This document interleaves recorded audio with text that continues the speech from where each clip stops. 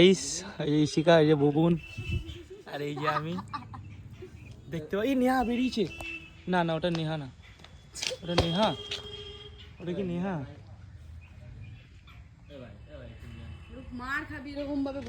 না না নেহা না, বসে পড় বসে পড়, আবার কি বসে পড়।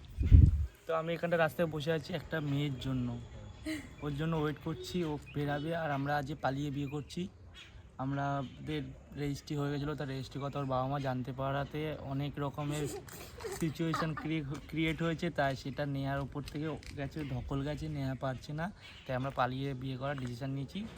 তো এখন নেহা আসুক, তো আমরা এখন কালীঘাট যাব, কালীঘাট গিয়ে বিয়েটা আমরা করে ফেলবো। তো নেহার জন্যই আমরা অপেক্ষা করে আছি। দেখো ভাই কীরকমভাবে আমরা অপেক্ষা করছি, কখন বেরাবে আমার বউটা। সারাদিন খাইনি, কালকে রাত্রে খাইনি, আর যেদিন ঝামেলাটা হয়েছে সেদিন থেকে এখন অব্দি খাইনি, আমি কিছু মুখে দিইনি।